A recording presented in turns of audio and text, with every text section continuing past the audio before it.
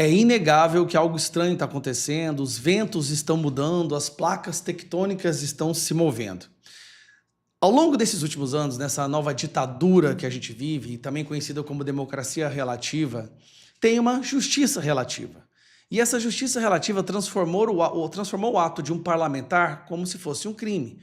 Parlamentar que fala, que indaga, que critica a autoridade do judiciário, se transformou num risco à democracia. E o Congresso foi dissolvido, em grande parte por culpa dos presidentes das duas casas que se recusam a tomar uma atitude. Mas teve um outro nicho da nossa sociedade que também sofreu igual ou pior prejuízo nessa ditadura: os advogados. Hoje, os advogados já não têm mais as suas prerrogativas, não podem defender os seus clientes, não podem ter acesso aos autos e muitas vezes são até mesmo perseguidos por defender clientes. No 8 de janeiro, nós temos o caso de uma advogada que foi presa por estar defendendo a sua cliente, que estava ali presa no 8 de janeiro. Temos o caso dos advogados do Bolsonaro, que também sofreram sanções, o Chiquini, que teve a sua voz cerceada durante a defesa do seu cliente, o advogado do Paulo Faria, que foi multado.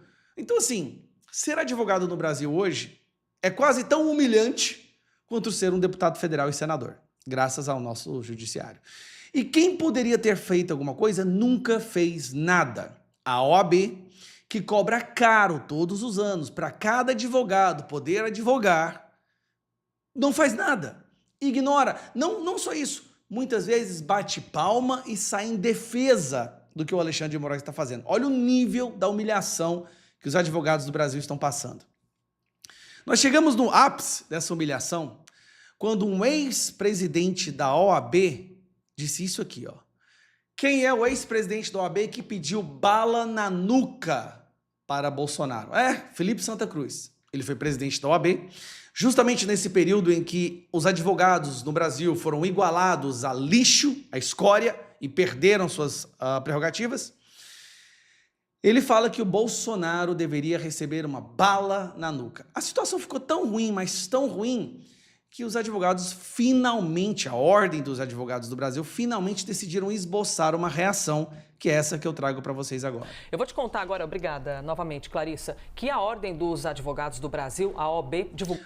Essa aí é a jornalista que chama o Bolsonaro de Bozo, tá? Só para lembrar. Uma carta aberta em que faz um alerta ao Supremo Tribunal Federal sobre o que tem ocorrido justamente com tudo isso que nós estamos conversando, com o ex-presidente Jair Bolsonaro. Esse assunto, inclusive, é destaque em nosso site, então a gente faz aqui uma dobradinha com o estúdio. O que ocorre? Para a OAB, a prisão e a imposição de medidas cautelares severas impõem a todos uma reflexão séria e dizem: é necessário reafirmar que medidas penais, especialmente as que limitam a liberdade, devem ser adotadas com fundamento inquestionável e com pleno respeito às garantias constitucionais. Desculpa. Por que a OAB não disse nada quando Felipe Martins foi preso? Quando o Daniel Silveira foi preso e eles elasticizaram o flagrante e criaram um tal de flagrante perpétuo. Sabe por quê? Porque estava na mão dessa peste aqui, ó. Essa porcaria de cidadão aí. Mas vamos lá. Inclusive, o direito à liberdade de expressão, diz o texto.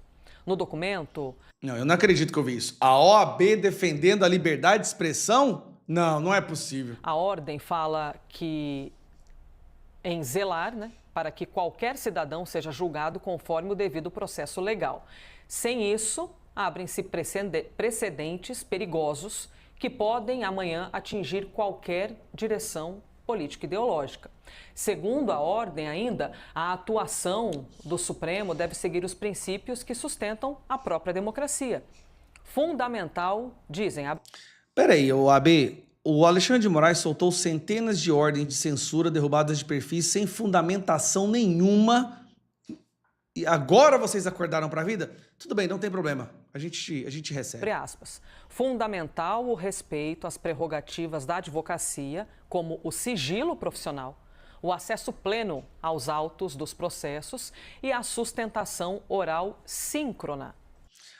Não tem sustentação oral mais. A advogada agora grava um videozinho e manda no sistema do judiciário, do STF, para eles não assistirem. Que são garantias constitucionais, em verdade, do cidadão destinatário do direito de defesa.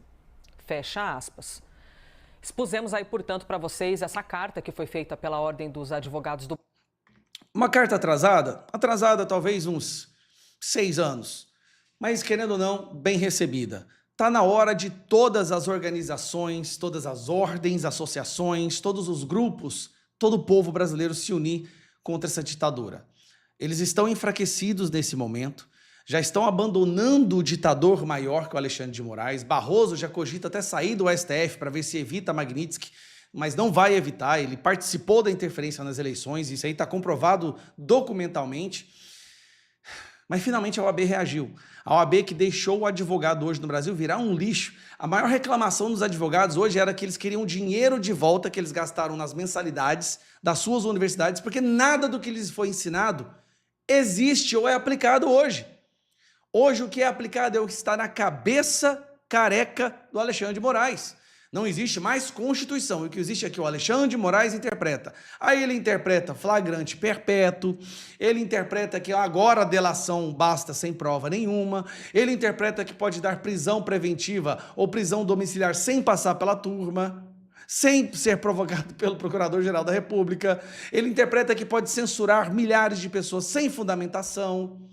Ele interpreta que pode ignorar pareceres da PGR de soltura de uma pessoa doente até que ela morra na prisão. Finalmente, OAB, finalmente,